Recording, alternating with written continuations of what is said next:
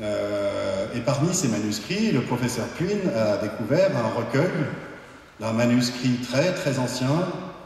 Alors il est difficilement datable, mais on pense 670, peut-être un peu plus récent même, et qui montre par des preuves physiques que le Coran a été écrit et réécrit. C'est un manuscrit sur lequel on a un palimpseste, c'est-à-dire que l'écriture a été effacée et qu'on a réécrit par-dessus. Mais au moyen d'éclairage ultraviolet, on peut voir ce qui était écrit avant. Et donc on voit que le Coran a une histoire, en fait. Et derrière, dans un travail d'apologétique auprès des musulmans, c'est très intéressant, parce qu'on peut montrer par des preuves physiques, avec une photo d'un manuscrit qu'on peut présenter dans une pochette dans la rue, que le Coran n'est pas ce qu'il pense être. Et derrière, on a aussi toute une apologétique qui peut se développer sur l'histoire que nous racontent les musulmans, sur la façon dont le Coran aurait été transmis à l'identique par des gens qui l'auraient appris par cœur, et tous ces éléments que nous racontent nos amis musulmans pour se justifier et justifier leur foi. Et bien, de la même façon qu'on a montré avec des preuves physiques que le Coran a été réécrit, on a montré également que cette tradition orale ne tient pas, ne serait-ce que parce que, si elle avait existé, il n'y aurait pas eu de réécriture de manuscrits. Alors je vais laisser la parole à Mohamed maintenant, qui va nous parler de ses recherches, et en particulier sur le manuscrit de Sahana et les manuscrits qu'on trouve à Paris, à la Bibliothèque nationale de France, le manuscrit Parisiano Petropolitanos. Voilà, de Paris et de Saint-Pétersbourg, parce qu'il y en a un petit peu à Paris à la BNF et un petit peu à Saint-Pétersbourg. Bonjour. Tout d'abord, ça fait longtemps que je n'ai pas utilisé la langue française. Alors je m'excuse si j'ai fait des fautes. J'aurais fait mon mieux d'exprimer, mais si quelques mots m'échappent, je vais demander l'aide d'un frère, bien sûr, qui sait parler en anglais, en arabe, pour exprimer, pour que je puisse dire le vrai mot. Alors, tout d'abord, j'aime bien confirmer ce que le frère Saïd, le frère d'Alger, le frère Mustapha, le frère Christophe, c'est les mamies, ce sont les vrais terroristes. C'est vrai, c'est par l'amour, c'est l'arme le plus puissant au monde, c'est l'amour, ce que Jésus a donné à ses élèves et à ses enfants. Alors, sans cette arme, on ne peut pas se combattre. On est aujourd'hui dans une guerre spirituelle. On est vraiment dans une guerre spirituelle. Si on n'est pas préparé, ça sera catastrophique. C'est le futur années. Alors, il faut faire quelque chose. Et on n'a pas besoin d'être un islamologue. On n'a pas besoin de connaître le Coran par cœur. Or, l'islam, on a besoin seulement de donner ce que Jésus a donné à nous, c'est l'amour. C'est le plus puissant. Et je vais vous raconter une histoire de moi-même, ce qu'il a passé lorsque j'étais un enfant, j'étais un bébé. C'était en 1965, j'étais très malade, j'étais un bébé de 6 mois, j'attrapais de la fièvre, et comme la première... Et comme nous étions à la campagne, on habite à la campagne, et la plus proche hôpital, c'était c'est à peu près 80 km. Et pour prendre le bus ou pour prendre un pick-up, il faut 1h30 à Dodane. Ça veut dire c'est très loin. Alors j'étais très malade. Ma mère m'a pris chez le frère, chez l'imam de cette région. Alors, il a dit que, voilà, mon fils est très malade, est-ce que vous pouvez faire quelque chose? Alors, le frère, il m'a pris, il commence à réciter des versets du Coran, Et elle a craché sur moi. Elle a dit à ma mère, voilà, demain elle va être guérie. Inch'Allah. Alors elle m'a pris, ma mère m'a retourné à la maison, la situation aggravée. Alors qu'est-ce qu'il va faire? Nous sommes très pauvres, une famille très pauvre, ne peut pas aller vers la ville de Fès, c'est à peu près à 80 km loin de chez nous. Et elle a décidé de retourner chez le frère. Le frère, qu'est-ce qu'il a fait? Elle a fait de la charlatan, elle a pris un escargot, elle l'a mis au feu, et puis il m'a posé ici. J'ai la trace jusqu'à aujourd'hui ici. Et c'était la mort. C'était pour moi, c'est fini. Toutes les femmes commencent à pleurer car j'étais le seul enfant de mon père et mon père était le seul de sa famille. Alors, toute la famille va perdre un descendant. Alors, en pleurant, une femme, il a dit que là-bas, dans une colline, à peu près 2 heures de marche à Dodan, il y a un prêtre, un moine, il a dit un moine, tout ce qu'il a, il a dit qu'il a le tenue, il se souvient du tenue, et les lunettes, et la corde, et puis la sandale. C'est tout ce qu'il se vient pour dire ce qui est ce monsieur.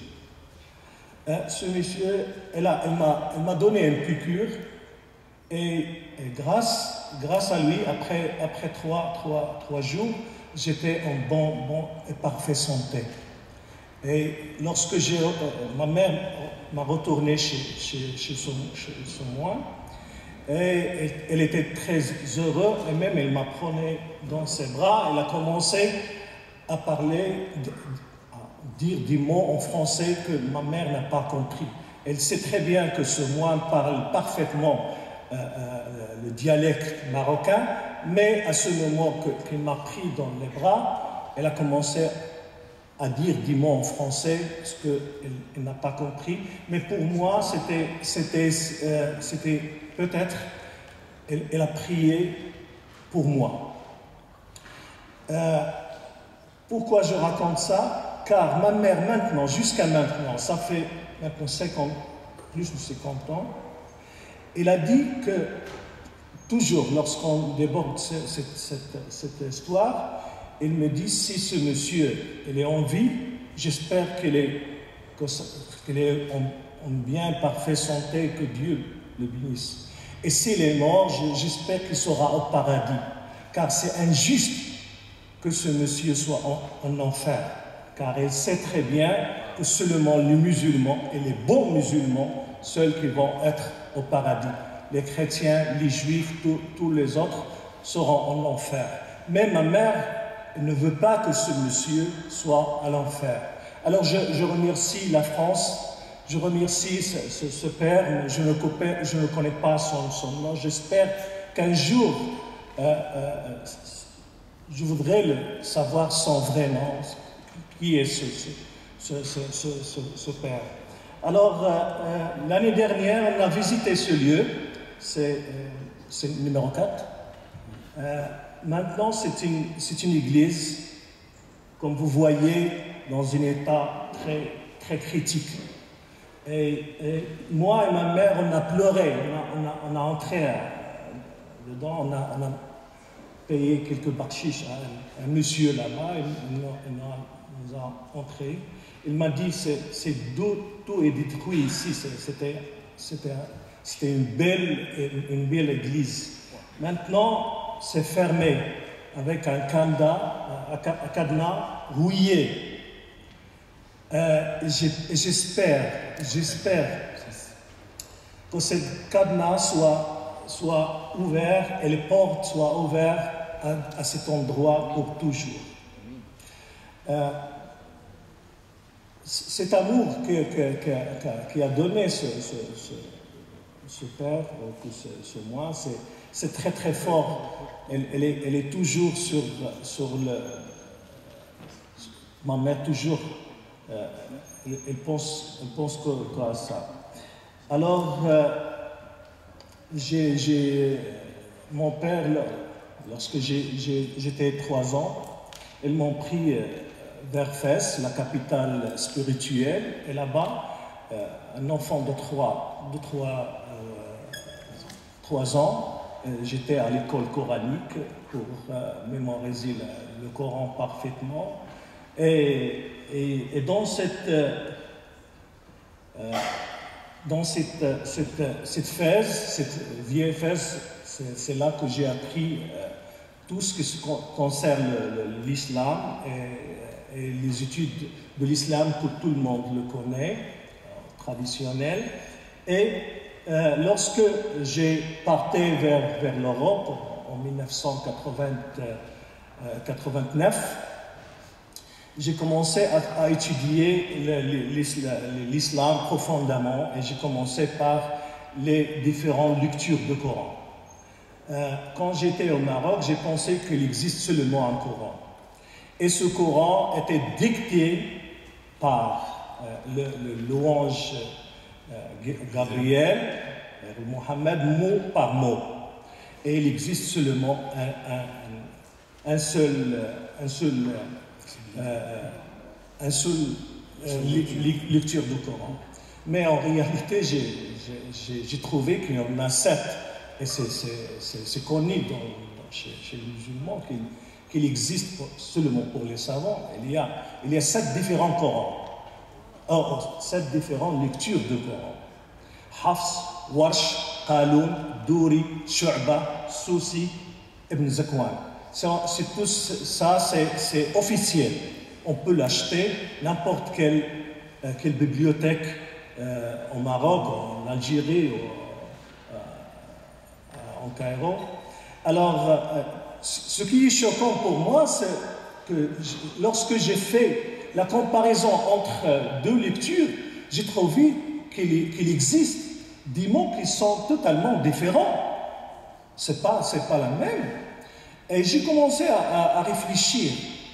Alors, si le Coran était dicté mot par mot pour Mohammed, alors on a 2 mots qui sont différents. Alors, qui est le vrai qui est dicté par l'ange Gabriel? C'est ça la première question. Et en recherchant, j'ai trouvé 14 différentes lectures. Et j'ai approfondi. On a trouvé 990 différentes lectures du Coran. D'après Ibn Khatib. Ibn Khatib, c'est un alim, celui qui sait, et celui qui a fait des recherches pendant toute sa vie. Il a trouvé 990 différentes lectures du Coran. Et ma question, pourquoi? Pourquoi cette grande variété des lectures du Coran? Et c'est comme ça que j'ai orienté vers ce qu'on appelle la codicologie et la paléographie. Et au monde entier, il existe 2 écoles. Une école ici en France et le célèbre professeur François Desroches, c'est un codicologue. Alors, il enseigne cette matière. À droite, voilà. Et les Allemands, on a Gerd Pwin, il enseigne la paléographie.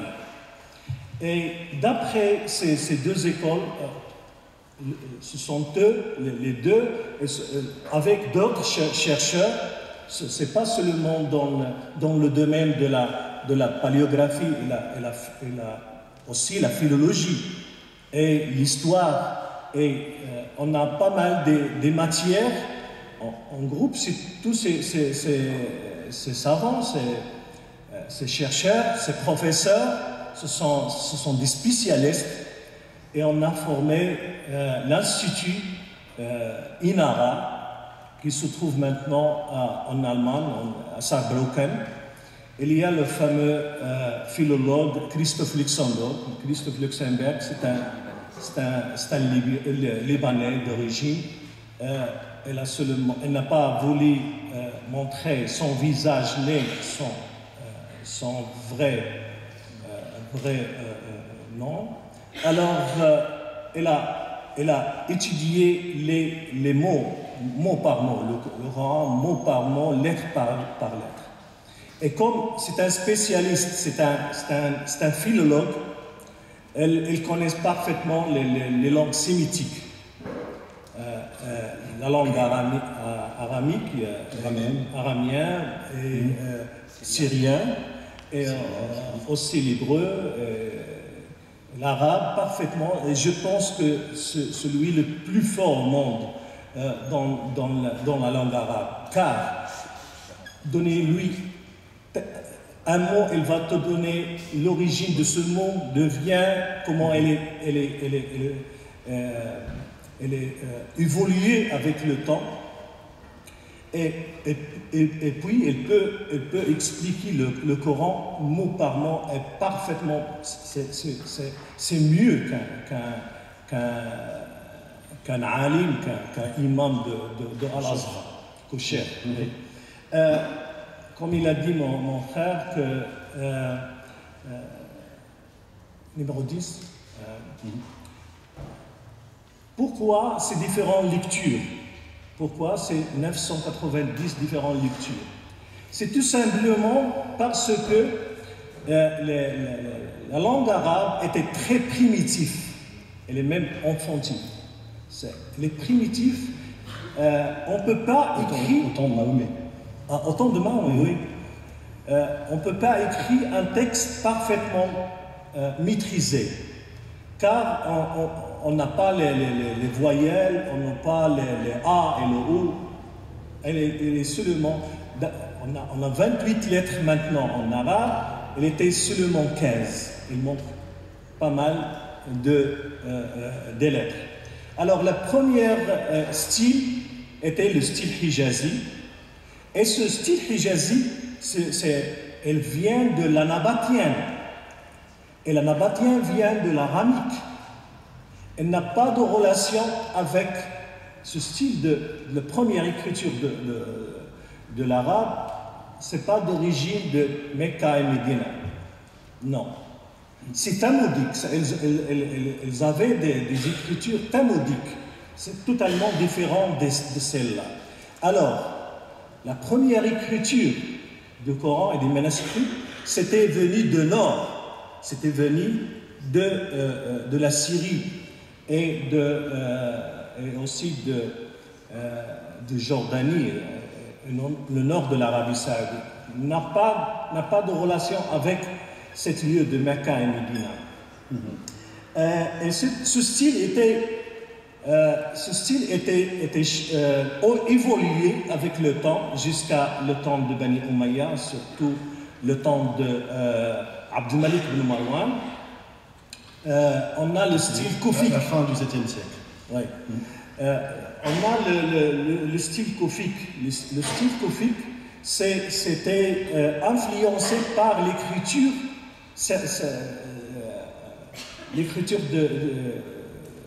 des syriaques. On a ce qu'on appelle Karchouni. Karchouni, c'est une sorte d'écriture syriaque, mais prononcée en langue arabe, en dialecte arabe. Car au 7e siècle, on n'avait pas une langue arabe. On a seulement des dialectes, pas de langue.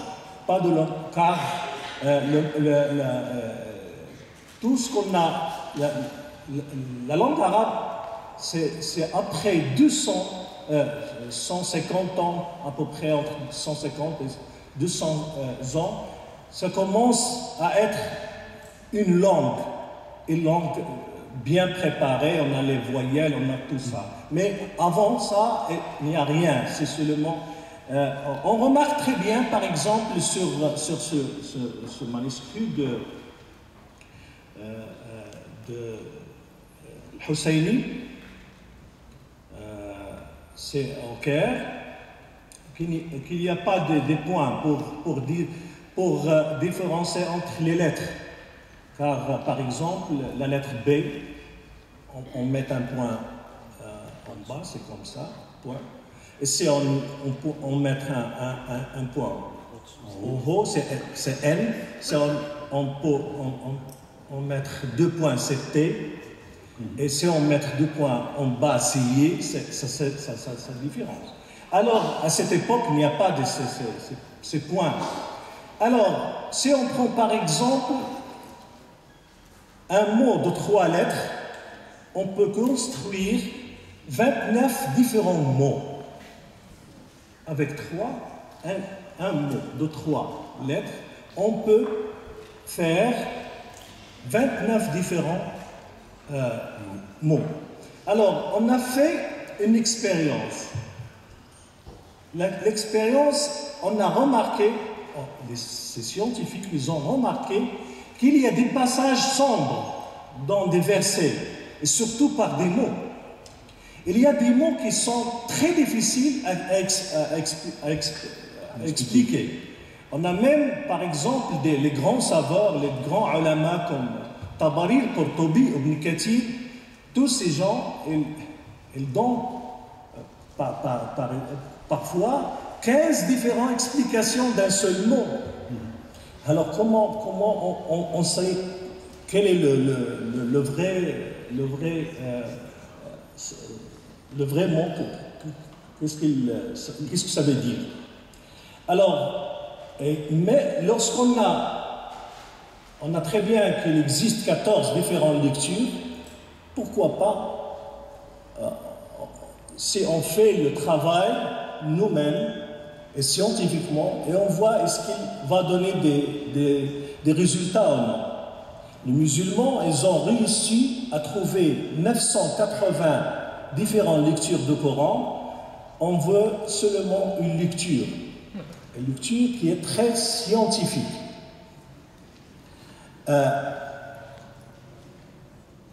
Ces passages sombres, parfois, si on change seulement un point de sa place, ce qu'ils ont fait d'ailleurs entre les différentes lectures, on change la compréhension d'une lettre totalement. Et le contexte, il vient avec le contexte. Oui. Maintenant, comme il a dit mon frère à propos de la palme 6 de Sanaa, c'est numéro 12, palme 6 Sanaa, ça veut dire le folio, la feuillette, c'était effacé, elle était une écriture, et puis il était effacé, lavé et est écrit un autre texte. On a ce qu'on voit, c'est le texte qui est clair, qu'on peut le voir avec l'œil, mais si on fait une lumière ultraviolet, on voit qu'il existe un autre texte en dessous, c'est le numéro 13. On voit qu'il y a un autre texte. Ce texte, c'est pas le même que le Coran d'actuel. Même les manuscrits qu'on a trouvés, ils ne sont pas comme celle-là. C'est unique. Et ce manuscrit était étudié par Gertruyn, oui, et celui qui a démontré que c'est lui le plus ancien manuscrit du Coran au monde entier. Et maintenant, c'est Sanaa et l'Iran, il a essayé d'acheter ce manuscrit. Et aussi l'Arabie Saoudite, des millions de dollars pour ça. Mais Sanaa, les Yéménis ne veulent pas vendre. Et peut-être une cause de cette guerre, peut-être, c'est grâce à ce manuscrit. car elle change l'idée totale de ce qu'on a raconté. Car sur ce texte, par exemple, on trouve que les Soras, il y a un ordre des Soras, mais dans ce manuscrit, ce n'est pas dans le même ordre. C'est pas dans le même ordre. Et aussi, les lettres, les mots, ils sont changés. On va donner, par exemple, deux exemples ici. C'est le numéro 14. On voit sur le Surah 9, At-Tawbah, 73, on voit très bien que le mot Jahannam, l'enfer, c'est écrit An-Nar. Non, oui, c'est celle d'avant. C'est celle d'avant le slide. Numéro 14. C'est bon, c'est bon. C'est bon. Okay. Et sur le folio numéro 10, on voit très bien que le Surah 9, 74, il y a Yahlifuna, et c'était Yaqsimuna, c'est la même, mais c'est un changement de rasm seulement. Et wa kafiru ba'da islamihim, il n'existe pas. C'est un najm, c'est clair et net, c'est un najm. Alors, dans la photo numéro 15, c'est un palme 6.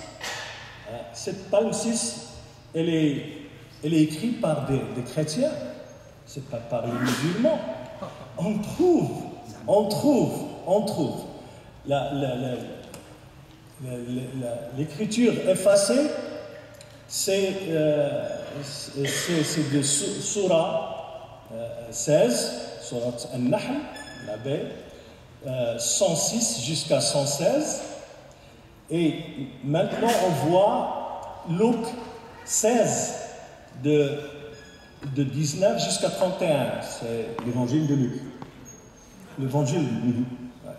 Alors, ça montre très bien que même le Coran était écrit par des chrétiens, c'est pas par des musulmans. C'est choquant de voir ça. Et pourquoi? Car ces chrétiens qui savent écrire à ce temps-là, c'est seulement quelques Arabes qui peuvent écrire, mais le travail d'un copiste, la plupart, ce sont des chrétiens. Des moines, Alors, on a étudié ça. Je suis un spécialiste d'un manuscrit qui s'appelle Marcel 18. Marcel 18, c'est ce nom donné par Jean-Joseph Marcel. Jean-Joseph Marcel, c'est un Français. C'était au XVIIIe siècle, la fin du XVIIIe siècle, qu'il a pris des manuscrits.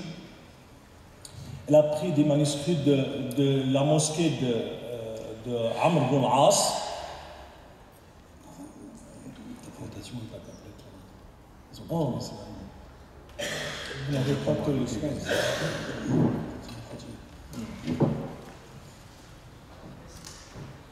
Alors,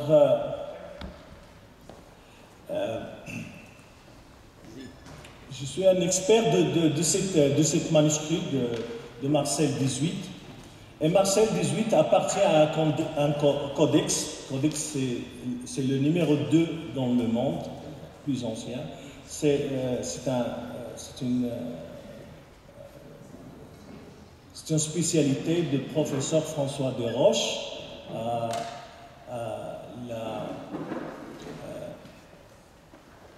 à Paris, Collège de France à Paris. Et ce manuscrit, elle est en 3 parties. La grosse partie se trouve à la Bibliothèque nationale de France, c'est arabe 328A et B. Et aussi à Saint-Pétersbourg, en Russie, c'est Marcel 18. et une feuillette, une feuillette se trouve au Vatican et une feuillette aussi à London. C'est ça le Codex Parisino Codex Parisino Petropolitanos. Il y a des grands chercheurs ici en France. Peut-être c'est très rare de les connaître, comme le père Édouard Marie Gallet. On a fait un travail ensemble avec lui. Je ne sais pas ce qu'il dit. Si, on le voit là. C'est le numéro 18. On a fait un travail en groupe. Moi, j'ai travaillé sur le côté technique. J'ai travaillé sur les manuscrits. Et lui, il a travaillé sur le côté de sa recherche dans l'islam, l'islamologie. Il a dit qu'il existe 43 versets du Coran qui étaient écrits après la mort de Mohammed. Et pour moi, c'était seulement de vérifier si ces versets se trouvent à les plus anciens manuscrits du Coran. On a aussi le père Claude Gilliot. C'est aussi un grand islamologue. J'ai pris pas mal de choses. C'est un grand maître, c'est un grand chercheur. Aussi, c'était décédé le père Antoine Moussali. Ouais, c'est un Libanais, mais on le compte comme un Français. Elle a une double nationalité. Elle était en Algérie. Aussi, il était un grand savant. Professeur d'arabe à l'université d'Alger. Oui.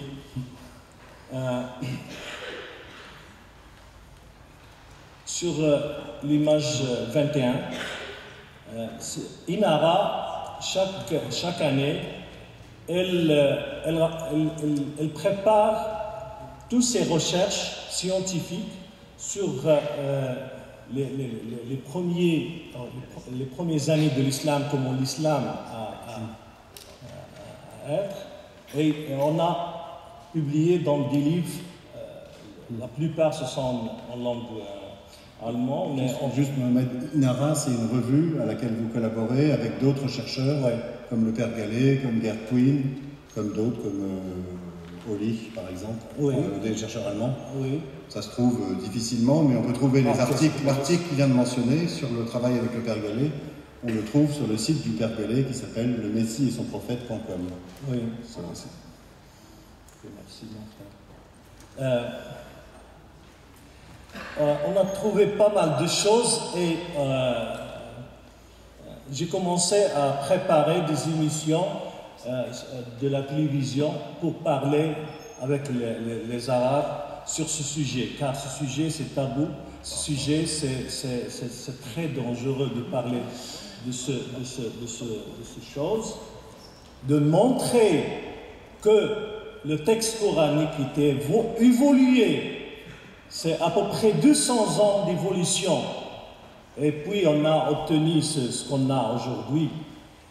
Et ça, c'est pour les musulmans, même les professeurs. C'est choquant de voir ces choses, car ils n'ont jamais cru qu'il existe ces recherches. On a même regardé si on voit par exemple 24, photo numéro 24. Encore une. On voit que Abdullah Muawiyah ibn Abi Sufyan, c'est le khalifa numéro 5. Le khalifa numéro 5, il y a un texte écrit. En pouvoir en 660. Oui. Et il y a une croix dans le premier texte. Il y a la croix et puis le mot Abdullah Muawiyah. C'est c'est nouveau ça, car comment un khalifa peut laisser quelqu'un mettre la croix avant son... Vous voyez sur l'écran l'écriture, elle se termine par une croix. Et ça se commence avec une croix. Pardon, elle commence avec une croix, mais ça dépend sans aucune Ce qui est choquant aussi, on a trouvé avec des spécialistes comme Volker Popp, c'est un Allemand, spécialiste à les coins, les numismatiques. Les numismatiques, oui. Les pièces de monnaie. Les pièces de monnaie. Et ce qu'on a trouvé, quand, par exemple, une pièce d'argent de Persiens, et c'était frappé en 614. Il y a le mot Abdullah en arabe écrit sur le côté. Abdullah. Alors, si on pense 614, qui est ce Abdullah? Personne ne sait, spécialement en 614. Et on a une autre semblable, mais elle était frappée en 620. En 620, elle est écrit Mohammed. Alors, si on compare avec la biographie de l'islam, la biographie de Mohammed,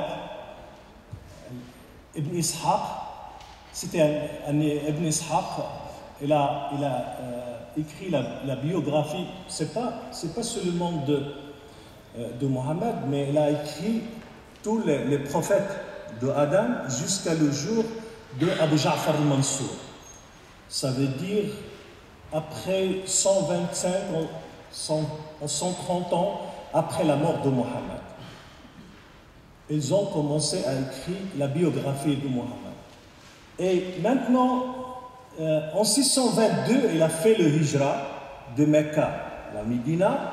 Et le temps de hijra, avant 622, était Mr. Naubadi, était un inconiste. Il n'y a personne qui le connaît, seulement quelques Arabes. Mais le mystère, c'est qu'on trouve, en 620, on trouve le mot Mohammed sur une pièce persane. C'est de la folie. Comment on peut accepter ça si on est musulman? Car on sait très bien qu'en 622, c'était le vrai début de l'islam. Mais avant ça, c'est impossible que soit le nom de Mohammed écrit dans une pièce d'argent. Non pas ça, on a trouvé d'autres choses. Avant le khalifa numéro 5. Pendant le premier de l'islam, on trouve par exemple le premier... ça c'est sous Omar. Non, ça c'est la période des premiers khalifats. On n'est pas scientifiquement, on n'est pas des noms de khalifa. Le premier khalifa scientifique, c'était Muawiyah ibn Abi Sufyan. C'était pas Omar, c'était pas Abu Bakr, c'était pas Ali. Non, tous ces quatre, on ne le trouve pas dans la science. Il n'y a pas de traces. Pas de traces. On a des pièces de monnaie, comme on voit la première, on voit qu'un gouverneur ou qu'un roi, avec sur l'écran, il y a la croix, il y a une croix sur la main gauche et une boule avec la croix sur la main droite, et l'autre face, on a Mohammed. Et on a M, ça veut dire 40 millisma, c'est la valeur de cette pièce, c'est M, ça veut dire 40. Et une croix, on a Mohammed et la croix. Comment on comprend ça? Comment on peut expliquer ça? Ça, c'est nouveau. Non, pas ça. On a trouvé, par exemple, la deuxième, au milieu, Il écrit Muhammad Rasulallah et l'autre côté le menorah. Menorah des Juifs. Comment ça s'explique? Les Juifs, d'après Ibn Ishaq, la plupart des Juifs qui étaient à l'Arabie Saoudite étaient massacrés comme Bani Quraïda. Bani Quraïda, c'est 900 personnes, des hommes étaient tués au même jour. Ça montre le grand haine. Sur l'ordre de Mahomet. Oui, sur l'ordre de Mohammed. Mais comment on peut expliquer cette pièce de monnaie avec la menorah? Et le mystère que les Juifs ne racontent pas ces choses-là, ce que Ibn Ishaq a raconté. Ils n'ont jamais dit que Bani Quraïda étaient des Juifs. Ils n'ont jamais dit que Bani Quraïda était gorgé par les Arabes. Même les Arabes qui sont dit ça, mais les Juifs ne disent pas ça, car ils n'étaient pas notés, n'étaient pas écrits.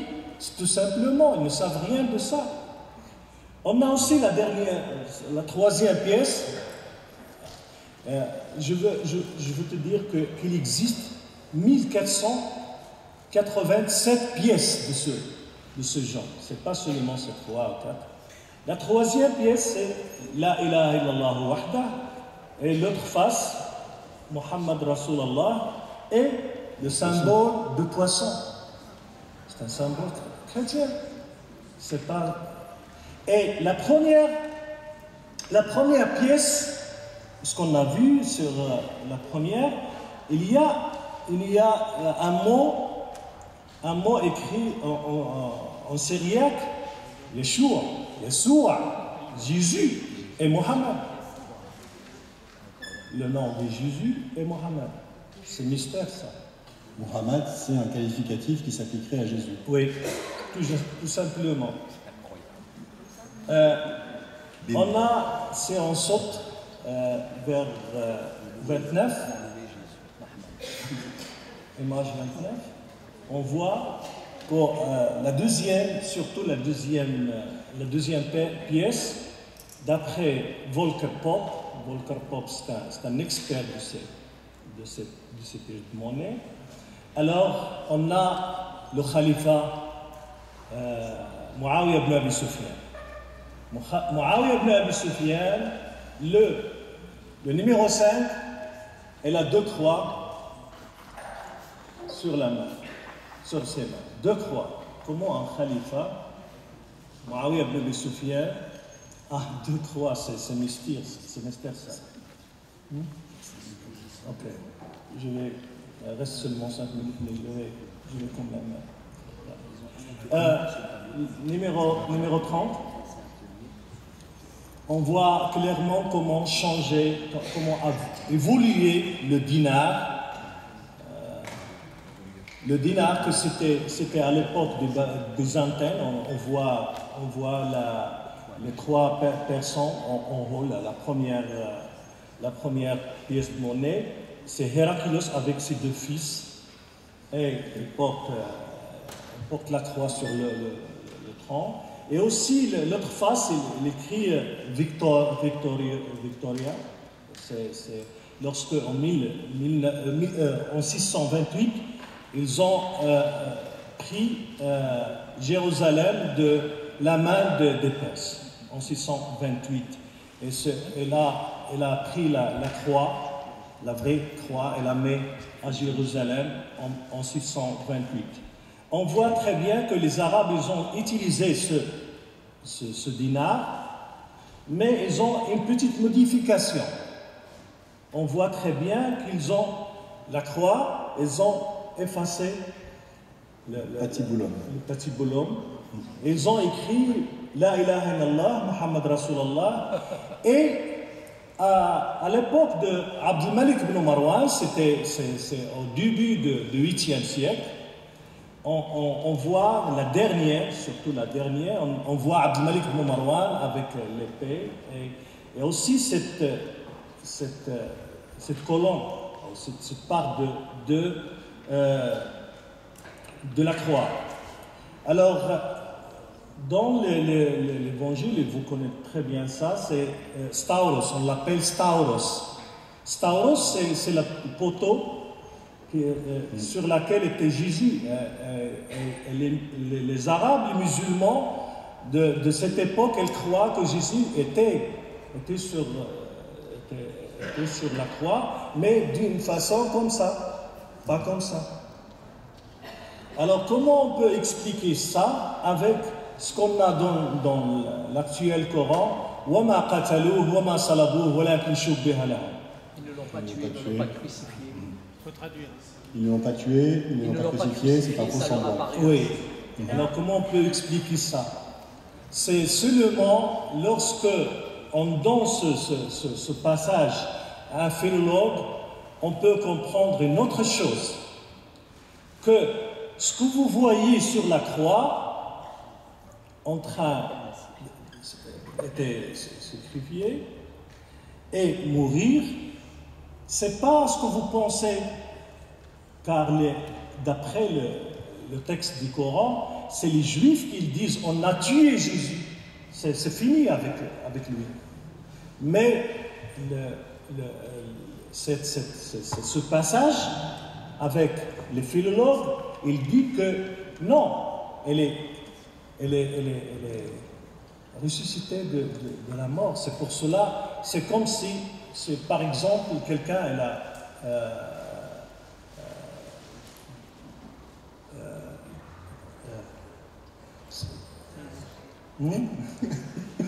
c'est quelqu'un il a voulu tuer quelqu'un avec un flingue. Alors on a l'intention. Oui. Alors si on le porte vers l'hôpital et après trois jours, mais qu'il a survécu. Il a survécu. On ne dit pas que c'était mort. C'est à peu près comme ça. Alors la dernière pièce de monnaie qu'on a vue de Abdul Malik ibn Marwan, oui, c'est ça. On voit la potos, la stauros, elle existe encore, mais elle était un rituel pour les Byzantins. Les Byzantins, lorsque l'empereur veut déclarer le futur empereur, toujours elle met son image, et entre les deux, il y a la croix. C'est la même chose qu'il a fait Abdul Malik ibn Marwan avec le Walid ibn Abdul Malik, avec son fils, avec le futur. On voit qu'au milieu, il y a deux personnes, Abdul Malik ibn Marwan et le Walid ibn Abdul Malik. Et entre eux, il y a la stauros.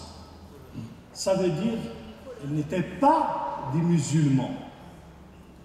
Jusqu'à la 10e khalifa, on n'est pas avec une religion qui s'appelle l'islam.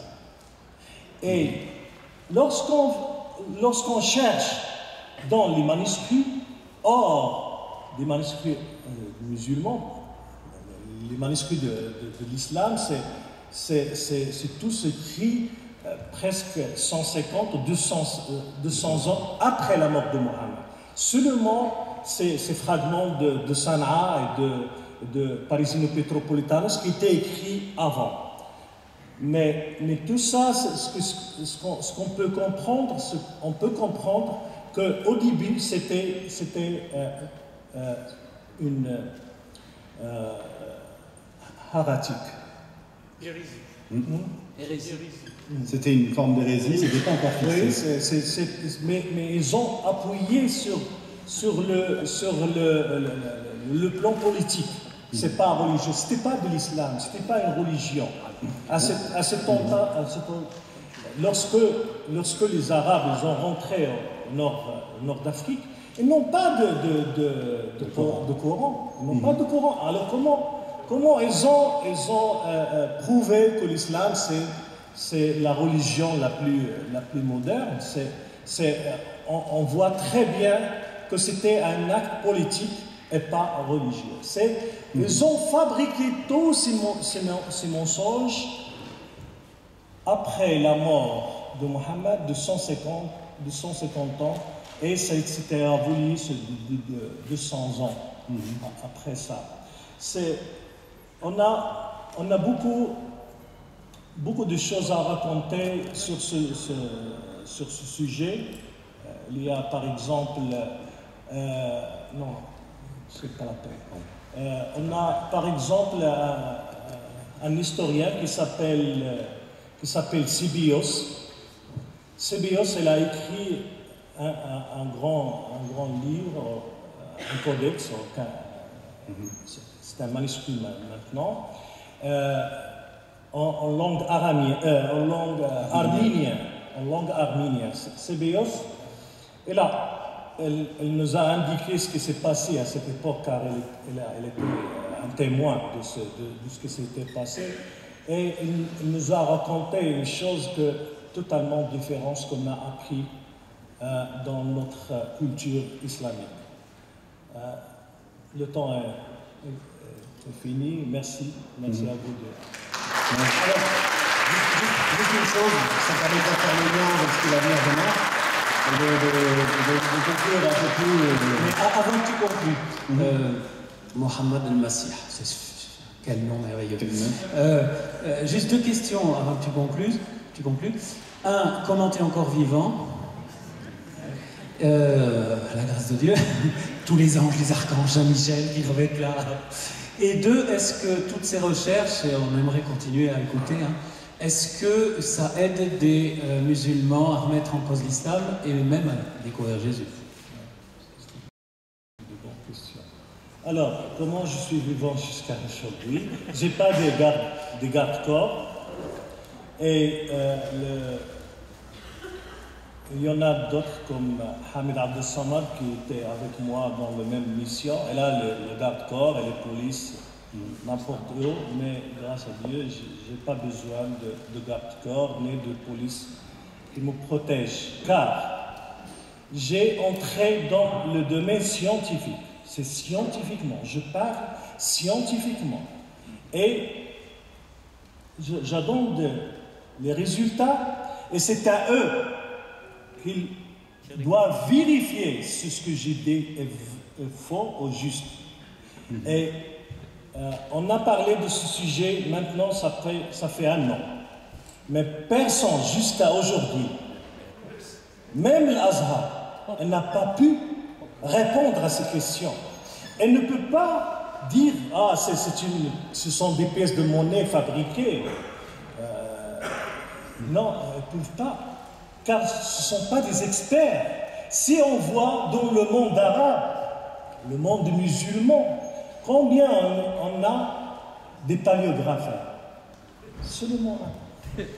Et c'est un Turc, Dr Tayyar Al-Tiqoulaj, et à la retraite. Elle ne veut pas parler de ça. Alors, où sont les autres personnes? Alors, on sait très bien que ce sont des ignorants. Pourquoi? Car lorsque, en 2010, j'ai fait un travail sur le terrain, sur le manuscrit de Cairo, Al-Mashhad al-Husayni, qu'ils disent c'est le plus vieux Coran du monde, et ce n'est pas juste. J'ai dit à ces gens qui sont les responsables là-bas, mais pourquoi vous avez une salade dans ces manuscrits? On a une folio de Surah numéro 4, Surah Al-Nisa numéro 4, il se trouve au Surah numéro 2, la vache. Pourquoi? Lorsqu'ils ont fixé ces feuillets, ils ne savent pas lire ce texte. C'est pour eux, c'est de l'hébreu, même si c'est arabe. Alors, moi aussi, j'étais choqué par l'ignorance de Al-Azhar. Ils ne savent pas ce qu'il y a écrit dans les manuscrits. Seulement quelques kafirs, comme François Desroches, comme Gerald Prin, comme Elisabeth Prin, eux qui savent ça, eux qui savent lire ces textes. Mais les ulama, les savants, ne savent pas lire ça. C'était pour moi, en 2010, c'était un choc. Pour moi. Et pour eux, ils disent, comment on a fait ça? pourquoi pas on n'a fait pas attention? J'ai dit non, c'est pas une feuillette. Vous avez 6 feuillettes et c'était une salade là-bas. Alors c'est scientifiquement, je parle scientifiquement. Et je ne dis pas que Mohammed était un pédophile, par exemple, car elle était mariée avec Aïcha lorsqu'elle était 6 ans. Non, je ne dis pas ça. Car ce sont des mensonges que les Arabes, les musulmans ont racontés. Mohammed n'était pas avec une fille de Aïcha, qu'elle a 16 ans, même pas cette fillette existait au monde, on ne sait pas, il n'y a pas de preuves scientifiques. Il n'était rien écrit. C'est un monsieur qui habite à l'Irak, celui qui nous a raconté la vie de Mohammed. Et Mohammed, c'était pas un grand, c'était pas Héraclius, c'était pas Khosrou, c'était pas un empereur pour qu'on peut mettre sa biographie en détail. Alors, c'était presque 125 ans, c'était sombre, rien n'est écrit. Rien n'est écrit, on n'a pas de preuves. Alors, c'est scientifiquement, je parle à ces gens. Et je demande scientifiquement de répondre à ces questions. Ce ne sont pas des experts. Alors, c'est foutu pour eux. Ils sont en grande catastrophe. Il faut que ces ulama viennent ici pour faire des études profondes sur l'islam. L'autre question, c'est s'il y a des conversions grâce aussi à ce travail scientifique. Alors, ce travail, on le met dans le média. Facebook, YouTube, chaîne télévision par exemple, Canal Al-Haya, la chaîne Al-Haya, c'est connu au monde arabe. On parle de ça. Et ce sont des bombes. C'est des bombes, nous appelle l'aviation. Et Saïd et Mustapha, ce sont les fantassins. Ouais. Ils travaillent sur le terrain. Il y a un travail de groupe. Amen, amen. Ouais, c'est ça. Et on a vu une fois on a demandé qui sont les gens les gens qui commentent sur ces vidéos. On a demandé, d'après ces recherches, combien de personnes ici qui ont quitté l'islam grâce à ces données. 124 personnes, ils ont mis le doigt, ils disent qu'ils ont quitté l'islam. Il y en a qui sont partis vers l'athée. Maintenant, c'est en Algérie, au Maroc, des millions. Maintenant, ce sont des millions. Mais pour moi, moi aussi, j'étais athée pendant 5 ans. Car lorsque j'ai trouvé ces choses-là, c'était choc pour moi de savoir qu'on a vu dans un grand mensonge. Et c'est pour cela que j'ai quitté l'islam. Mais grâce à Dieu, j'ai connu le bon chemin. Et j'ai converti en 1996. Ça fait maintenant 20 ans. Et c'est en moins, on a moins de terroristes. C'est converti vers la pièce. Elle ne va pas faire de mal comme Daesh. Mais je confirme que ce qu'il a dit, mon frère Saïd, les mamans, ce sont les plus grands terroristes qu'il existe. Et merci beaucoup. Merci. Je vous remercie. On tient vraiment, Mohamed El-Nassir, à te remercier. Tu as fait un effort considérable en parlant en français, déjà. Un grand merci. Merci, Olaf, pour les petites précisions. Et effectivement, je peux confirmer que le travail que fait Mohamed El-Massih avec Brother Rachid à la télévision, c'est impressionnant le nombre de musulmans que je rencontre en France ou ailleurs qui se convertissent grâce à leur émission. On peut encore l'applaudir parce qu'il est très courageux. Et maintenant, vous avez une pause bien méritée avec du thé à la menthe, des pâtisseries, il y a des cornes de gazelle, il y a des macroutes, il y a des grioches, c'est pas vrai. On se retrouve à 5h15 ici, 5h15 vous êtes assis. Merci.